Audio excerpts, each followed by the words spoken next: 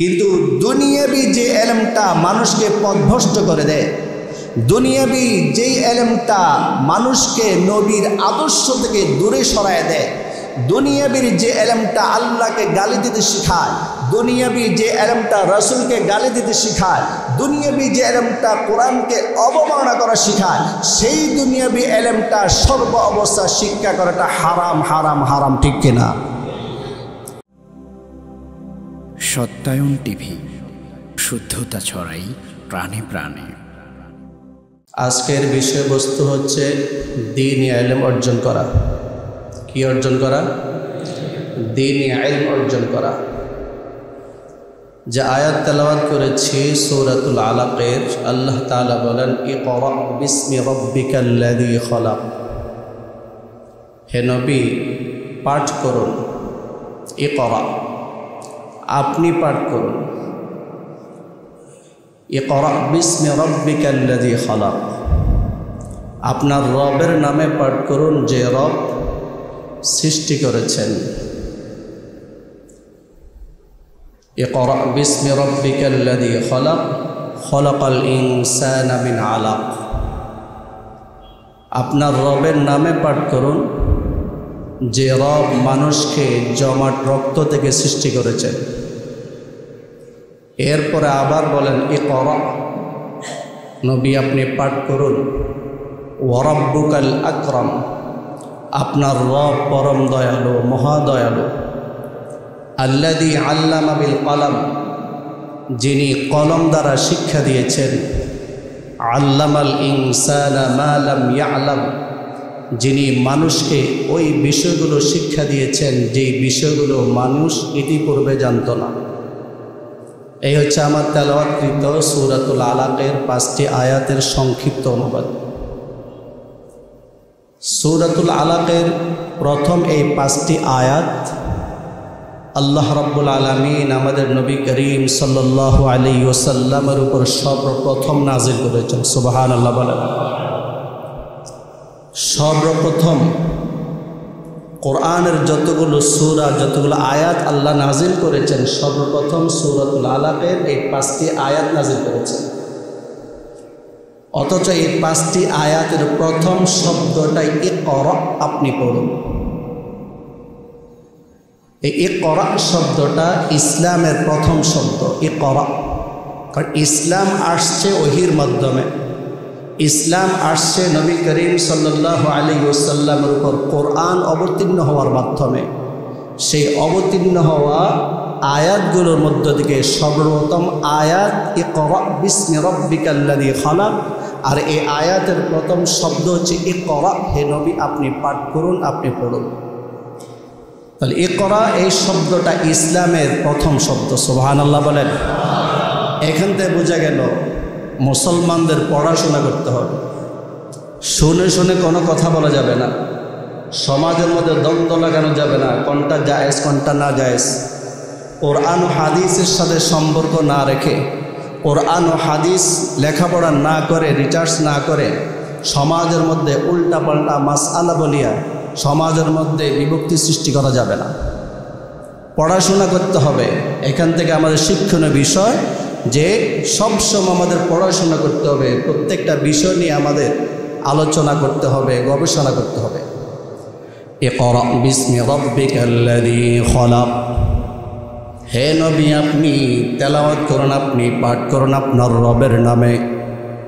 আল্লাযী খলাক, যে আল্লাহ সৃষ্টি করেছেন। খলাকাল ইনসানা মিন আলাক, আল্লাহ সৃষ্টি করেছেন মানুষকে জমাট রক্ত থেকে। এই আয়াতের মধ্যে আল্লাহ রাব্বুল আলামিন মানুষকে জমাট রক্ত থেকে সৃষ্টি করার কথা বলেছেন, অথচ মানুষের মধ্যে আগুন আছে, পানি আছে, মাটি আছে, বাতাস আছে। 4টা উপাদান মানুষের শরীরের মধ্যে আছে, কিন্তু এই 4টা উপাদানের পরে হচ্ছে বীর্য, স্বামী স্ত্রীর বীর্য। 3য় নাম্বার স্তর হচ্ছে জমাট রক্ত, তারপর হচ্ছে মাংসপিণ্ড, তারপর হচ্ছে অস্থি সমূহ। তাহলে দেখেন আয়াতের মধ্যে আল্লাহ রাব্বুল আলামিন জমাট রক্তের কথা বলেছেন, মধ্যবর্তী স্থানের কথা বলেছেন। সুবহানাল্লাহ বলেন। একদম মাঝখানটা বলেছেন। ইকরা ওয়া রাব্বুকাল আকরাম, হে নবী আপনি পাঠ করুন, আপনার রব হচ্ছে পরম দয়ালু। প্রশ্ন হয়, আয়াতের শুরুতে আল্লাহ রাব্বুল আলামিন বলেছেন ইকরা, আবার এই আয়াতের শুরুতে বলেছেন ইকরা, দুইবার কেন বললেন? মুফাসসিরিন কেরাম লেখেন, প্রথম ইকরা বিসমি রাব্বিকাল্লাযী খালাক, ইকরা দ্বারা উদ্দেশ্য হচ্ছে নবী আপনি নিজে পাঠ করুন। এরপরে আছে ইকরা ওয়া রাব্বুকাল আকরাম, এই আয়াতের মধ্যে আছে ইকরা, এর দ্বারা হচ্ছে নবী আপনি অন্যকে তেলাওয়াত শিখান। সুবহানাল্লাহ বলেন। একটা হচ্ছে নিজে পড়ুন, আবার অন্যকে আপনি পড়ান। কি বোঝা গেল? শুধু নিজে পারি, অন্যকে পড়াইতে হবে না? হবে না? ফজিলত আছে নাকি নাই? আছে। আল্লাহু আকবার। যিনি কলম দ্বারা শিক্ষা দিয়েছেন, আল্লাহ রাব্বুল আলামিন কলম দ্বারা শিক্ষা দিয়েছেন, কারণ আল্লাহ তাআলা সর্বপ্রথম কলম সৃষ্টি করেছেন। সর্বপ্রথম কি সৃষ্টি করেছেন? কলমকে সৃষ্টি করার পর আল্লাহ বললেন, হে কলম তুমি লিখো। কলম আল্লাহকে জিজ্ঞেস করলো, আল্লাহ আমি কি লিখব? আল্লাহ বললেন, পৃথিবীর শুরু থেকে কিয়ামত পর্যন্ত যত কিছু ঘটবে তুমি সব কিছু লৌহে মাহফুজে লিখে রাখো। সুবহানাল্লাহ বলেন। এই কলম লিখে রেখেছে কার হুকুমে? আল্লাহর হুকুম। এরপর দেখেন, আল্লামাল ইনসানা মা লাম ইয়ালাম, আল্লাহ মানুষকে শিক্ষা দিয়েছেন ওই সমস্ত বিষয় যেগুলো মানুষ আগে জানতো না। এখানে কিন্তু কলমের কথা নেই।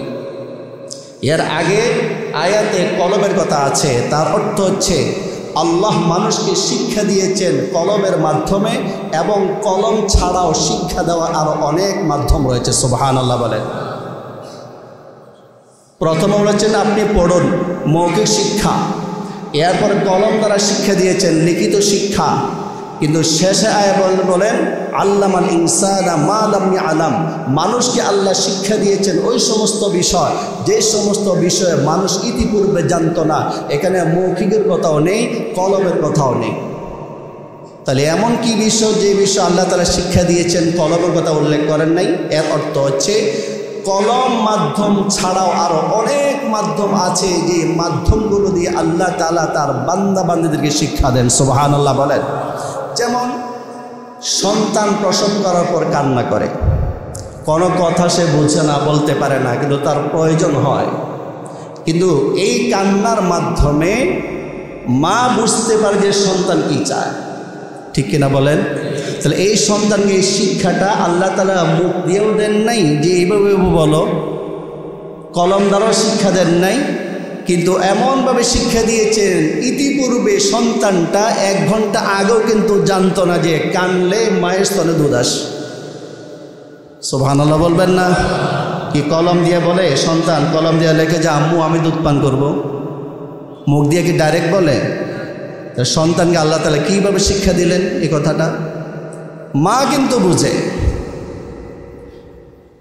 এই 5টি আয়াতের মধ্যে আল্লাহ রাব্বুল আলামিন 2বার বলেছেন পড়ো পড়ো পড়ো। কি পড়বা? বাংলা পড়বা না অঙ্ক পড়বা না ইংরেজি পড়বা? আল্লাহ সূরাতুর রহমান বলেন, আর রহমান আল্লামাল কোরআন খলাকাল ইনসান। আর রহমান পরম করুণাময় মহান আল্লাহ। আল্লামাল কোরআন যিনি কোরআন শিক্ষা দিয়েছেন, খলাকাল ইনসান যিনি মানুষ সৃষ্টি করেছেন। এখানে কোরআন শিক্ষার কথা আগে বলেছেন নাকি মানুষ সৃষ্টির কথা আগে বলেছেন? সবাই বলেন কিসের কথা আগে বলেছেন?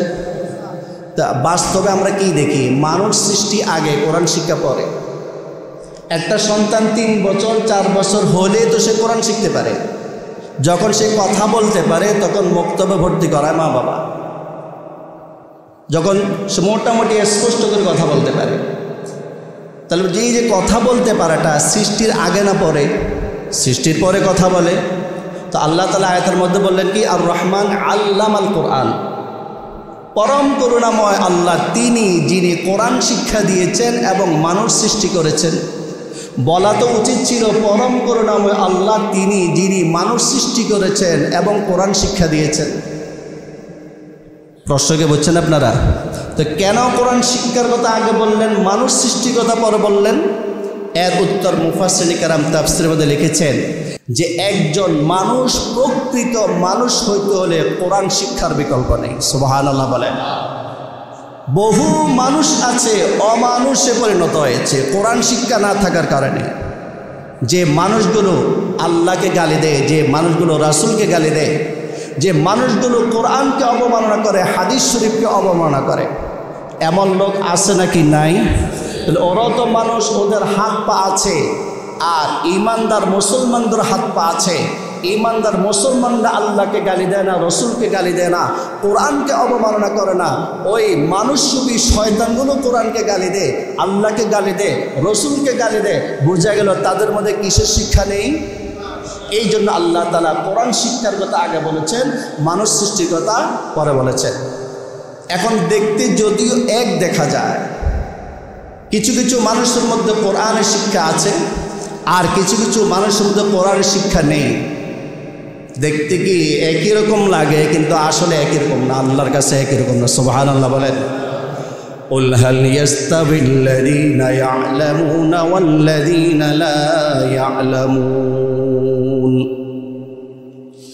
আল্লাহ রাব্বুল আলামিন বলেন, হে নবী আপনি বলে দিন, কুল আপনি বলে দিন, হাল ইয়াস্তাবিল্লাযীনা ইয়া'লামুন ওয়াল্লাযীনা লা ইয়া'লামুন, যারা জানে আর যারা জানে না তারা কি সমান হতে পারে? আল্লাহ প্রশ্ন করতেছে, নবী আপনি জিজ্ঞেস করেন, একটু আপনি বলুন, এই প্রশ্নটা আপনি বলে দিন। কি প্রশ্ন? হাল ইয়াস্তাবিল্লাযীনা ইয়া'লামুনা ওয়াল্লাযীনা লা ইয়া'লামুন, যারা জানে এবং যারা জানে না তারা কি সমান হতে পারে? এখানে জানার নাম হচ্ছে এলেম, আর এলেম মানে দুনিয়ার এলেম না। এলেম অর্থ হচ্ছে এখানে আখিরাতের এলেম, অর্থাৎ ইলমে দ্বীন। সুবহানাল্লাহ বলেন। এলেম দুই প্রকার, একটা হচ্ছে দুনিয়াবি এলেম, আর একটা হচ্ছে দ্বীনি এলেম। এখানে যে এলেমের আলোচনা, এর দ্বারা উদ্দেশ্য দুনিয়াবি এলেম নাকি দ্বীনি এলেম? কীভাবে বুঝলাম? সূরাতুর রহমান থেকে আমরা বুঝলাম, সেখানে সরাসরি আল্লাহ বলেছেন আল্লামাল কোরআন, যিনি কোরআন শিক্ষা দিয়েছেন। এটা তো দুনিয়াবি এলেম না, এটা তো দ্বীনি এলেম, আল্লাহ তাআলা শিক্ষা দিয়েছে। এই দুই প্রকার এলেমের মধ্যে যেটাকে এলেম বলা হয়, এলেম শব্দের আবিধানিক অর্থ জানা, এলেম শব্দের আবিধানিক অর্থ হচ্ছে জ্ঞান, এলেম শব্দের আবিধানিক অর্থ হচ্ছে বিদ্যা, আর এলেম শব্দের পারিভাষিক অর্থ হচ্ছে মানুষকে যে এলেম হক এবং বাতিলের মাঝে পার্থক্য বোঝাতে পারে, যে এলেম মানুষকে আলো আর অন্ধকার মধ্যে পার্থক্য বোঝাতে পারে, যে এলেম মানুষকে সত্য আর মিথ্যার মধ্যে পার্থক্য বোঝাতে পারে, যে এলেম মানুষকে ন্যায় আর অন্যায়ের মাঝে পার্থক্য বোঝাতে পারে, যে এলেম মানুষকে আল্লাহর আদেশ কোনটা নিষেধ কোনটা বোঝাতে পারে, সেই এলেমটা হচ্ছে প্রকৃত এলেম। বলেন, এই ধরনের এলেম মাদ্রাসায় পড়ানো হয় না স্কুলে পড়ানো হয়? স্কুলগুলো এলেম, তবে দুনিয়াবি এলেম। যেমন অনেক এলেম আছে, অনেক বিদ্যা আছে, অনেক বিজ্ঞান আছে, সমাজ বিজ্ঞান আছে, রাষ্ট্রবিজ্ঞান আছে, আছে না? আছে। তারপরে জ্যোতির্বিজ্ঞান আছে, অনেক কিছু আছে। বিদ্যার মধ্যে অনেক বিদ্যা আছে, গণিত বিদ্যা আছে, যুক্তিবিদ্যা আছে, নীতিবিদ্যা আছে, যত বিদ্যা আছে। এই দুনিয়াবি এলেম শিক্ষা করা জায়েজ, না জায়েজ না, হারাম না। বরঞ্চ দুনিয়াবি এলেম যদি আখিরাতের সহায়ক হয়, কোরআন ও হাদিসের খেদমতে সেটা ব্যবহার করা যায় এবং মানবতার খেদমতে ব্যবহার করা যায়, তাহলে দুনিয়াবি এলেম শিক্ষা করা শুধু জায়েজ নয়, বরং আরো সওয়াব। সুবহানাল্লাহ বলেন। কিন্তু দুনিয়াবি যে এলেমটা মানুষকে পথভ্রষ্ট করে দেয়, দুনিয়াবি যেই এলেমটা মানুষকে নবীর আদর্শ থেকে দূরে সরায় দেয়, দুনিয়াবির যে এলেমটা আল্লাহকে গালি দিতে শেখায়, দুনিয়াবি যে এলেমটা রাসূলকে গালি দিতে শেখায়, দুনিয়াবি যে এলেমটা কোরআনকে অবমাননা করা শেখায়, সেই দুনিয়াবি এলেমটা সর্ব অবস্থা শিক্ষা করাটা হারাম, হারাম, হারাম। ঠিক কিনা? কি বলেন? আমি দুনিয়াবি এলেম, ডাক্তার হওয়া, ইঞ্জিনিয়ার হওয়া জায়েজ বলছি না জায়েজ বলছি? জায়েজ বলছি, বরং আরো কি বলছি? সওয়াবের কাজ বলছি। কখন? যদি মানবতার খেদমতে কাজে আসে, যদি ইসলামের কাজে আসে।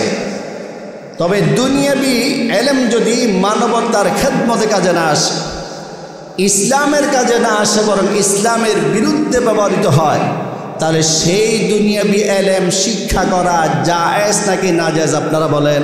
নাজায়েজ। এই জন্য এলেম বলতে আমরা যে এলেমের আলোচনা করব, কোন এলেম? দ্বীনি এলেম। দ্বীনি এলেম, দ্বীনি ইলম যারা অর্জন করে তাদেরকে ওলামা বলে। তাদেরকে কি বলে? আলিম এক বচন, ওলামা বহু বচন। আলিম মানে একজন আলেম, আলিমান মানে দুইজন আলেম, ওলামা বহু আলেম, এটা বহু বচন। এই ওলামা শব্দটা স্বয়ং আল্লাহ রাব্বুল আলামিন পবিত্র কোরআনে উল্লেখ করেছেন। সুবহানাল্লাহ বলেন। আল্লাহ বলেন, ইন্নামা ইয়াখশাল্লাহ মিন ইবাদিহিল উলামা। সুবহানাল্লাহ বলেন। আল্লাহ রাব্বুল আলামিন বলেন, আমার বান্দাদের মধ্য থেকে আমি আল্লাহকে আলেমরাই ভয় করে। আলেমরাই ভয় করে, যারা আমার সম্পর্কে জানে, আমার ইসলাম সম্পর্কে জানে, আমার নবী সম্পর্কে জানে, আমার আদেশ নিষেধ সম্পর্কে জানে, তারা জেনে শুনে আমি আল্লাহকে ভয় করে। সুবহানাল্লাহ বলেন। ওলামা শব্দটা পবিত্র কোরআনে আছে নাকি নাই? আছে। যারা আলেম নন, দেখতে মনে হয় এক মনে হয়, কিন্তু মহান আল্লাহ রাব্বুল আলামিনের কাছে মর্যাদা কিন্তু সমান না। যারা আলেম তাদের ব্যাপারে আল্লাহ রাব্বুল আলামিন বলেন, ইয়ারফাইল্লাহুল্লাযীনা আমানু মিনকুম ওয়াল্লাযীনা উতুল ইলমা দারাজাত। আল্লাহ রাব্বুল আলামিন বলেন, তোমাদের মধ্য থেকে যারা ঈমান এনেছে এবং তোমাদের মধ্য থেকে যারা আলেম হয়েছে, যারা দ্বীনি ইলম অর্জন করেছে, আমি আল্লাহ রাব্বুল আলামিন তাদের মর্যাদা উচ্চ করে দেব। আল্লাহু আকবার বলেন। সুতরাং কোন আলেমের মর্যাদা যদি কোন মানুষ যদি নষ্ট করতে চায়, তার পক্ষে সম্ভব হবে না। কারণ আলেমদের মর্যাদা দেওয়ার দায়িত্ব নিয়েছেন কে? আরো জোরে বলেন, দায়িত্ব নিয়েছেন কে? এই জন্য হক্কানি আলেমকে কোনো আলেম নন এমন ব্যক্তি যদি কখনো বেইজ্জতি করতে চায়, অসম্মানে করতে চায়, অনেক সময় দেখা যায় সমাজে সব লোক ওই লোকটাকে কিন্তু খারাপ জানে। ঠিক কিনা জোরে বলেন? কারণ সম্মানের মালিক কে? আরো জোরে, সম্মানের মালিক কে? এই ইলম কিন্তু আল্লাহ রাব্বুল আলামিন সবাইকে দান করেন না। দুনিয়াবি ইলম সবাই পায়, নামাজিরা পায়, বেনামাজিরাও পায়। দেখবেন কিছু ছাত্র আছে 5 ওয়াক্ত নামাজ পড়ে, বাসা বাড়িতে হলো নামাজ পড়ে, জামাতেও নামাজ পড়ে।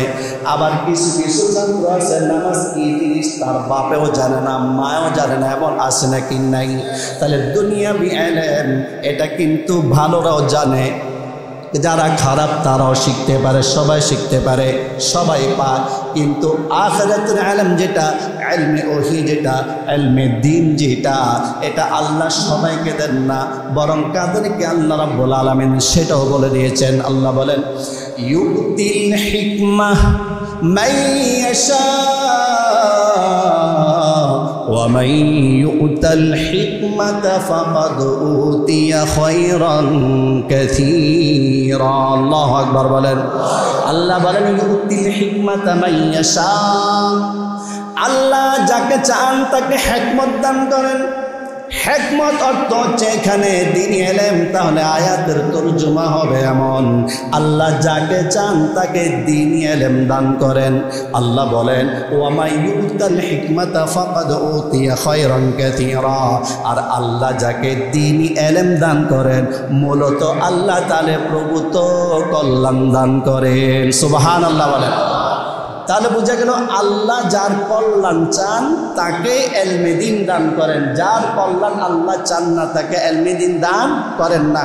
এবং এই কথাটা সরাসরি রাসূল করিম সাল্লাল্লাহু আলাইহি ওয়াসাল্লাম হাদিস শরীফের মধ্যে ইরশাদ করেছেন। রাসূল বলেন, যে হাদিসটা আমি আপনাদের সামনে পাঠ করেছি বুখারী শরীফের 71 নম্বর হাদিস, হযরত মুআবিয়া রাদিয়াল্লাহু তাআলা আনহু বলেন, আমি রাসূলকে বলতে শুনেছি, তিনি বলেছেন, মাই ইউরিদিল্লাহু বিহি খায়রা, আল্লাহ যার কল্যাণ চান, আল্লাহ যার কল্যাণ কামনা করেন, ইউফাক্কিহু ফিদ্দীন, তাকে দ্বীনি বুঝ, তাকে দ্বীনি ইলম আল্লাহ দান করেন। সুবহানাল্লাহ বলেন।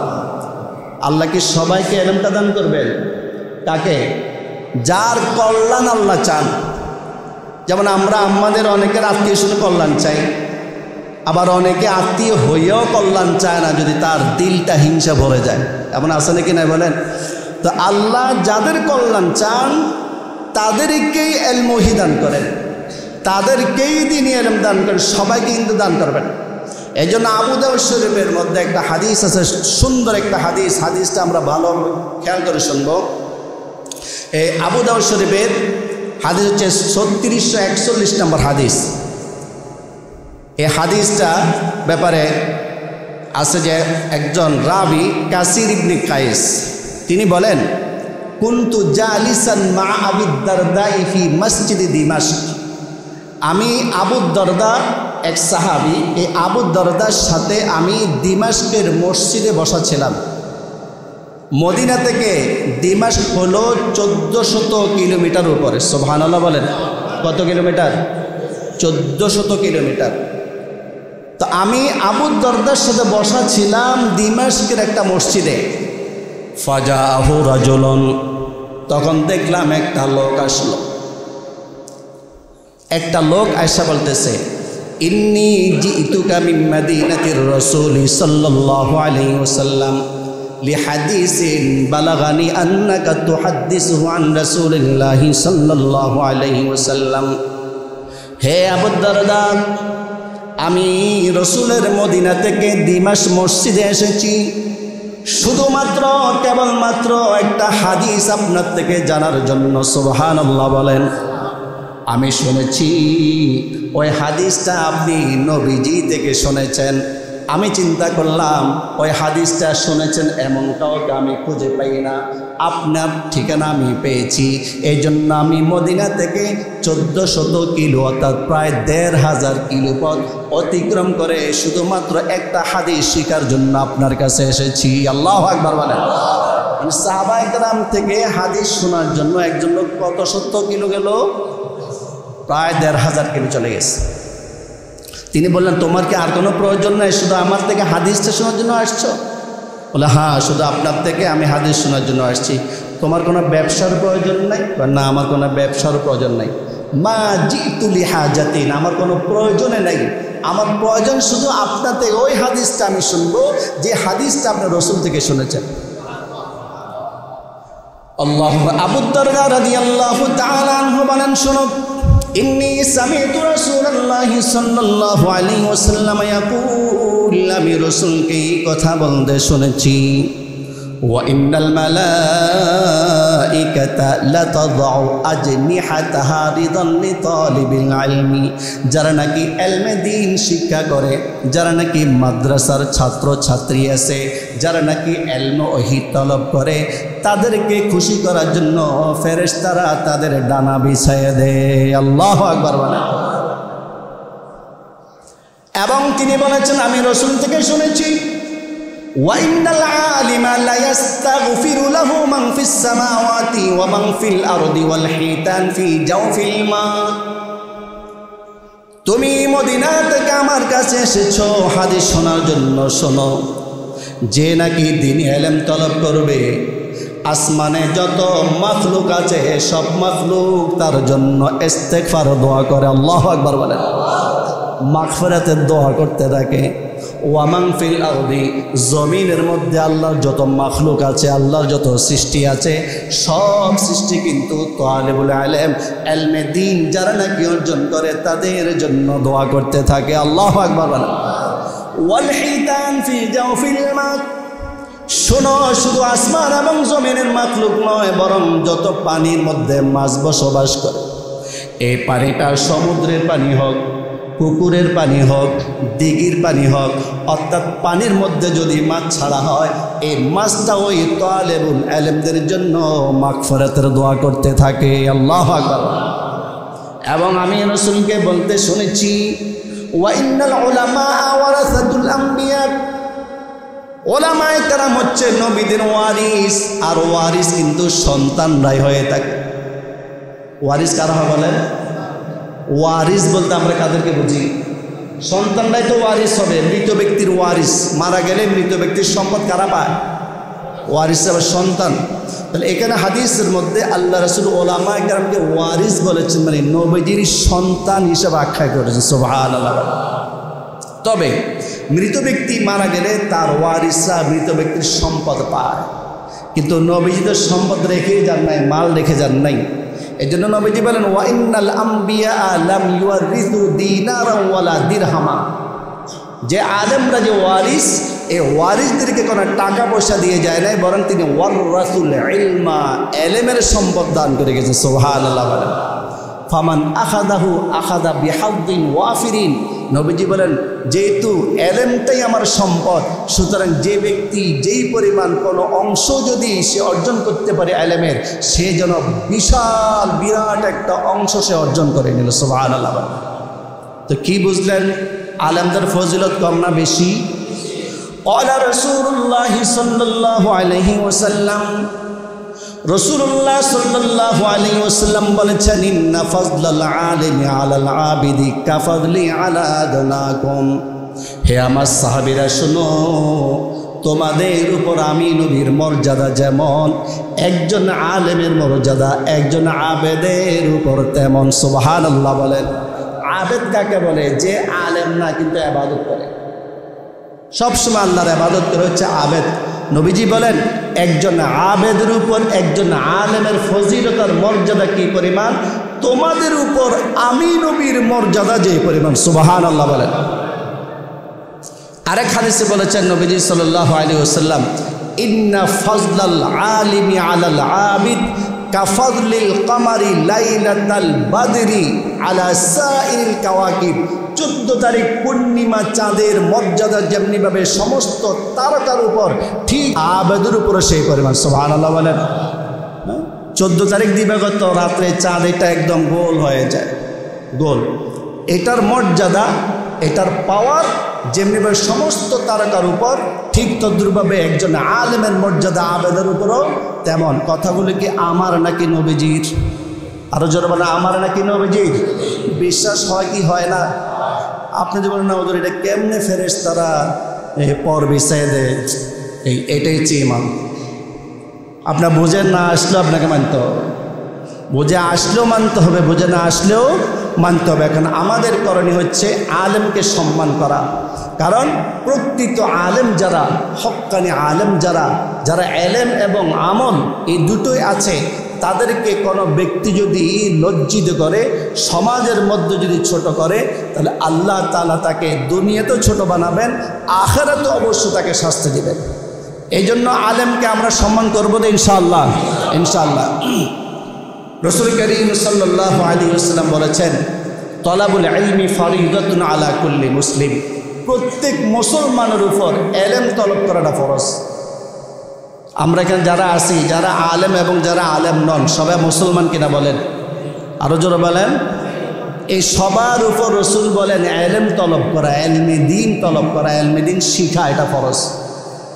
এই ইলমে দ্বীন শিখা যে ফরজ, ফরজ দুই প্রকার, একটা হচ্ছে ফরজে আইন আর একটা হচ্ছে ফরজে কিফায়া। ফরজে আইন যেটা প্রত্যেকের উপর ব্যক্তিগতভাবে ফরজ হয়ে যায়, এককভাবে সবার উপর ফরজ, যেমন নামাজ ফরজ, রোজা ফরজ, টাকা পয়সা বেশি থাকলে হজ ফরজ, টাকা পয়সা বেশি থাকলে যাকাত ফরজ, এগুলো ফরজে আইন। আরেকটা হচ্ছে ফরজে কিফায়া, যেমন জানাজার নামাজ সবার উপর, এটাও কিন্তু ফরজ, কিন্তু সবার পক্ষ থেকে কয়েকজনে মিলে আদায় করে দিলে সবার পক্ষ থেকে ফরজ আদায় হয়ে যায়। কিন্তু কেউ যদি আদায় না করে সবাই গুনাহগার হয়। তাহলে ফরজে কিফায়া অর্থ এটা বুঝবেন না যে আমার উপর কোনো দায়িত্বই নেই। সমাজের মধ্যে আমরা 100 জন লোক আছি, 3 জন মিলে যদি দায়িত্বটা পালন করে দেয়, 97 জনের উপর কোনো দায়িত্ব না, আপনারা এটা বুঝবেন না।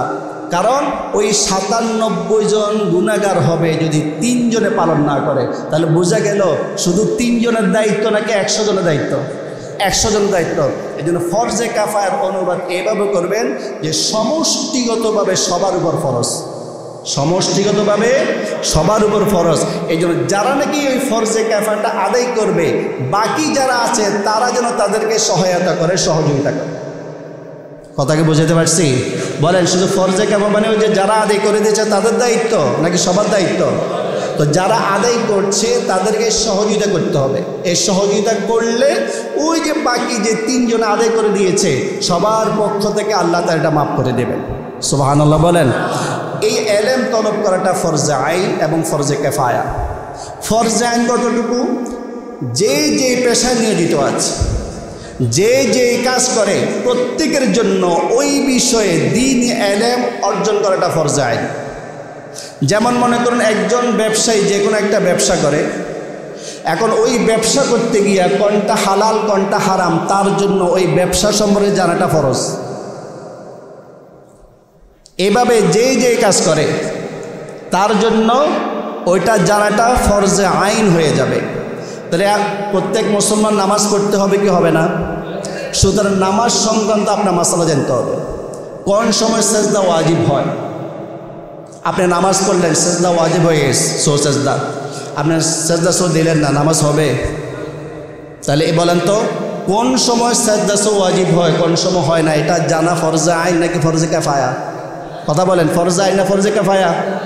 রমজান মাস আসছে, কোন কোন কারণে রোজা ভেঙে যায়, কোন কোন কারণে রোজা ভাঙ্গে না, এটা জানা সব মুসলমানের উপর, নারী এবং পুরুষ সবার উপর ফরজে আইন নাকি ফরজে কিফায়া?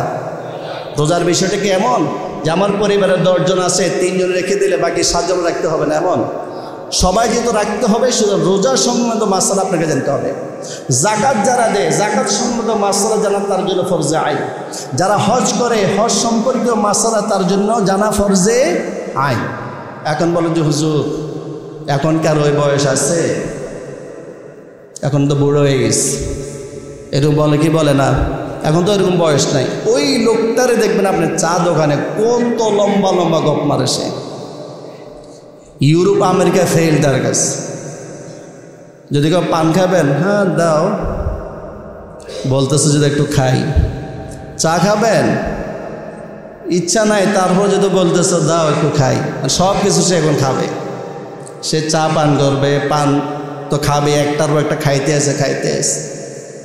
তো সেগুলো আপনি পারেন, কিন্তু কোরআনটা সহি শুদ্ধ করে তেলাওয়াত করার জন্য যখন বলা হয় তখন আপনি বলেন আমার জিহ্বা ভারী হয়ে গেছে, আমার জিহ্বা মোটা হয়ে গেছে। এগুলো চলবে না। দুনিয়াবি এলেম যদি অর্জন নাও করা হয়, দুনিয়াতে কিন্তু মানুষ চলতে পারবে।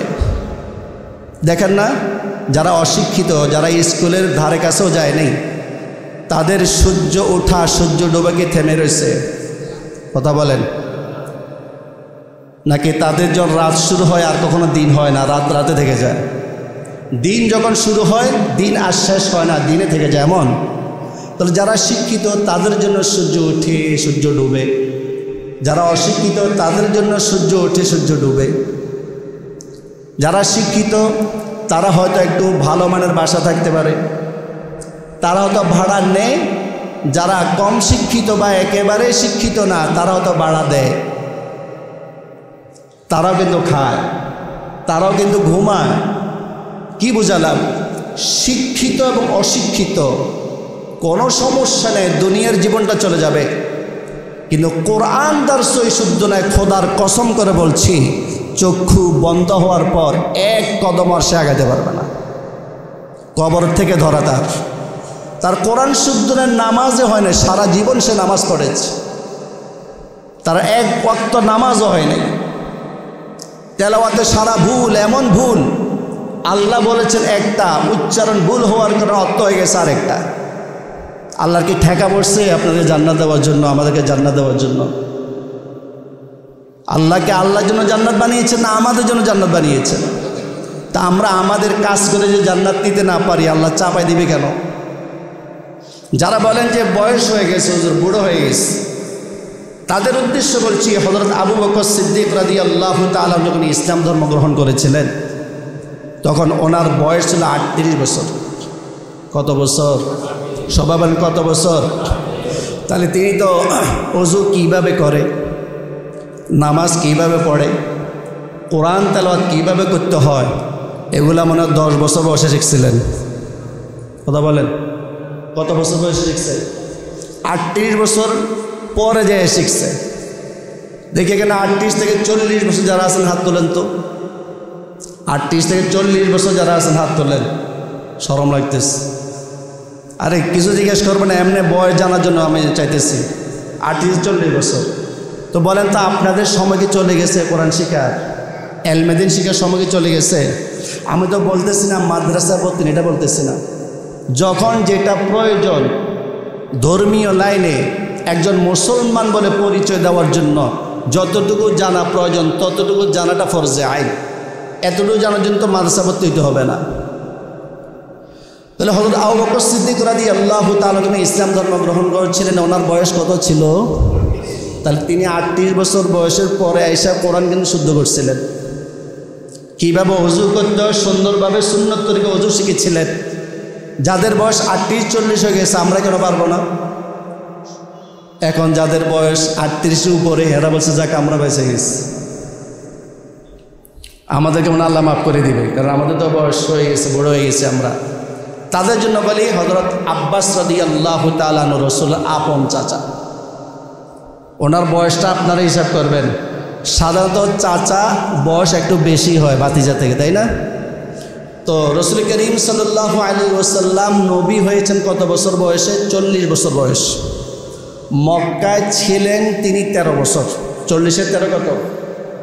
কথা বলে না, 53 বছর। পরে তিনি হিজরত করে মদিনায় চলে গেলেন। হিজরতের 8ম বছর এসে মক্কা বিজয় করলেন। 53 আর 8 কত? কথা বলে না, 61 বছর। এরপরে মক্কা বিজয়ের পরে রাসূল করিম সাল্লাল্লাহু আলাইহি ওয়াসাল্লামের হাতে রাসূল আপন চাচা হযরত আব্বাস রাদিয়াল্লাহু তাআলা ইসলাম ধর্ম গ্রহণ করেন। তাহলে বলেন আব্বাস রাদিয়াল্লাহু তাআলা আনহু তো চাচা, রাসূল হলো ভাতিজা। তাহলে রাসূলের বয়স তখন কত? 40। তার রাসূল বয়স কত? 61। তাহলে ওনার চাচার বয়স কত হবে? আচ্ছা ধরেন 61 ধরে, সমান সমান ধরেন, অনেক সময় চাচা ভাইদের সমান সমান হয়, সমান সমান 61 বছর ধরেন। তাহলে রাসূলুল্লাহ সাল্লাল্লাহু আলাইহি ওয়াসাল্লামের চাচা ফতহে মক্কা, মক্কা যে বছর বিজয় হয়েছে সে বছর ইসলাম ধর্ম গ্রহণ করেছেন। তাহলে ওনার তিনি যে ওযু শিখলেন, নামাজ শিখলেন, কোরআন তেলাওয়াত শিখলেন, তখন ওনার বয়স মনে 20 বছর ছিল। কমপক্ষে কত বছর ছিল? তাহলে উনি যদি 61, কমপক্ষে আর কি, আরও বেশি ছিল, 65 ধরেন না, তো 61 বলেন, 65 বলেন, 70 বলেন, এই বয়সে তিনি যদি কোরআন শিখতে পারেন, আর আমরা যারা পানের উপর পান খাইতে থাকি ওনাদেরকে যদি বলে একটু দোয়া করুনটা শুদ্ধ করেন, হুজুর জিহ্বা ভারী হয়ে গেছে, পারে না। এই যে গত শুক্রবার আমি এখানে যাওয়ার পর একটা দাওয়াত ছিল, তো হুজুর আগের পড়া আর এখন পড়া মিলে না কেন? আগে বলতো গায়রিল মাগদুবি আলাইহিম, এখন বি আলাইহিম, কোনটা শুদ্ধ? গায়রিল মাগদুবি আলাইহিম, এখন কি বলে? বি আলাইহিম। বলেন আপনার এখন আপনি এদেরকে কি উত্তরটা দেবেন? ওদের বয়স কমপক্ষে 80 বছর হয়ে গেছে, সবগুলো বুড়া দেখলাম ওখানে। তার মানে ওরা এটাই বুঝতে চায় যে আমরা আগে যেটা পড়ছি ওইটাই সঠিক। আমরা গায়রিল মাগদুবি আলাইহিম বলবো, বি আলাইহিম বলতে পারবো না, নাউজুবিল্লাহ বলেন। তো কি বোঝালাম? যাদের বয়স হয়ে গেছে তাদেরও কোরআন শিক্ষার সময় আছে, এখনো শেষ হইয়া যায় নাই। বিশ্বাস করেন আমাদের এই দেশের মানুষগুলো দুনিয়ার লাইনে যত আগ্রহী, তার 50% যদি আখিরাতের লাইনে আগ্রহী হইতো, তাহলে সবচেয়ে ব্যস্ততম সময় কাটাতো আলেম ওলামারা। কারণ প্রত্যেকটা মানুষ 100 জনের মধ্যে 50 জন যদি এই নিয়ত করতো যে আমি ধর্মীয় লাইনে আমার জীবন পরিচালনা করব। নারীদের মধ্যে যদি এই নিয়ত করতো যে আমি আমার জীবনকে ধর্মীয় লাইনে পরিচালিত করব, তাহলে আসতো হুজুর ওযু কীভাবে করতে হয়, গোসল ফরজ হলে কীভাবে গোসল ফরজ আদায় করতে হয়, তায়াম্মুম কীভাবে করতে হয়, ওযু ভঙ্গের কারণ কয়টি, এক একজন এক এক সমস্যা নিয়ে আসতো, যার কারণে ওলামায়ে কেরাম অনেক ব্যস্ততার সময় কাটাতো, ঠিক কিনা বলেন?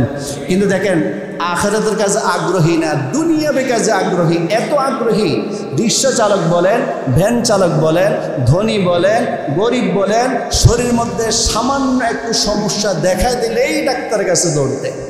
আর ডাক্তার যদি ভালো মোটামুটি একটু ভালো মানের ডাক্তার হয়, তখন তার সিরিয়াল 1 বছর আগে দিয়ে রাখতে হয়। এত ব্যস্ত হয়ে গেছে ডাক্তাররা, এত ব্যস্ত হয়ে গেছে ডাক্তাররা, যে ব্যস্ততা হওয়ার কথা ছিল ওলামায়ে কেরাম, সেই ব্যস্ততম সময় কাটাচ্ছে এখন ডাক্তাররা। কারণ আমাদের এই মানুষগুলো শারীরিক সমস্যা নিয়ে যত আগ্রহ, যত গুরুত্ব দেয়, আখিরাতে এই শরীরটাতে জ্বলবে সরাসরি আগুনের মধ্যে, ওটা নিয়ে কিন্তু তাদের কোনো চিন্তা নাই, ঠিক কিনা একটু জোরে বলেন? অথচ শারীরিক সমস্যার কারণে বেশি থেকে বেশি আমি মারা যাব। আমার বয়স কত হবে? 60 বছর, 70 বছর, 80 বছর, 90 বছর, 100 বছর, 110, 120, 130, এর উপরে কি যাবে? এখন কি আপনাদের জানা মতো কেউ কি আছে আমাদের বাংলাদেশে যে 130 বছর হায়াত পাইছে? আছে নাকি এখন বর্তমানে? তাহলে আমি আপনাদের 130 বছর পরে চলে যাব, তো গেলাম, সমস্যা কি? কিন্তু কোরআন শুদ্ধ করে যদি আমি কবরে যাই, কোনোরকম যদি যাই, এগুলো রেহাই পাওয়া যাবে না, পার পাওয়া যাবে না। এটা মনে করবেন না যে স্কুল আর কলেজে যে সাবজেক্টগুলো আছে, বাংলা একটা, অঙ্ক একটা, ইংরেজি একটা, তার বিজ্ঞান একটা, ইত্যাদি, এরকম বিষয়ের মতো কোরআন স্বাভাবিক বিষয় এটা মনে করবেন না। আপনার পরীক্ষার সব বিষয় যদি আপনি ফেল করেন, কোনো সমস্যা নাই, 2 লোকমা ভাত আপনার পেটে যাবে, একদম লেখাপড়া না করলেও পেটে যাবে। কোরআন এমন একটা সাবজেক্ট, কোরআন এমন একটা বিষয়, সহিহ শুদ্ধভাবে যদি আপনি তেলাওয়াত করতে না পারেন, আপনার নামাজ হবে না। আর আপনার নামাজ যদি না হয়, কবরেই আপনি ধরার সামনে আর যাওয়া লাগবে না। ইনশাল্লাহ কোরআন শিখবো তো আমরা, ইনশাআল্লাহ। এই জন্য যে সমস্ত মসজিদে কোরআন শিক্ষার ব্যবস্থা আছে, আমাদের এখানে ব্যবস্থা আছে, মুরব্বীদের বিশেষ দৃষ্টি আকর্ষণ করে বলছি, আপনারা মনে করবেন আমার বয়স হয়ে গেছে, হুজুর আমি পারবো না। না, পারবো না বলতে কোনো শব্দই নেই। এই ব্যাপারে আমাদের মুসা ইসলামের একটা ঘটনা ছিল, সময় অনেক হয়ে গেছে, আর বলবো না। পারবো না বলতে কোনো শব্দ অভিধানে নাই। সুতরাং আমাকে পারতেই হবে, দুনিয়ার সব কিছু আমি পাই। আমি ছোট্ট ছোট্ট সূরাগুলো কেন শুদ্ধ করতে পারবো না? দোয়ায় কোনোটা আমি কেন শুদ্ধ করে পড়তে পারবো না? নামাজ পড়তে যা যা প্রয়োজন কেন আমি শুদ্ধ করে পড়তে পারবো না? এই জন্য মা বোন যারা আছে, যাদের কানে আমার এই আওয়াজ যাচ্ছে, তারাও অবশ্যই কোরআন শিক্ষার জন্য আগ্রহী হবেন। যারা সামনে আছেন পুরুষ, আপনারাও আগ্রহী হবেন, এবং যারা আমার আওয়াজ শুনতে পাচ্ছে না, দেখা হবে আপনাদের সাথে, তাদেরকে অবশ্যই দাওয়াত দিবেন। আর কোরআনের ধারক বাহক যারা আছে, অর্থাৎ ওলামায়ে কেরামকে সর্বোচ্চ সম্মান দেওয়ার চেষ্টা করবেন, ইনশাআল্লাহ পারবো তো? আল্লাহ রাব্বুল আলামিন আমাদের সবাইকে আমল করার তৌফিক দান করুন। ওয়া আখিরু দাওয়ানা আনিল হামদুলিল্লাহ।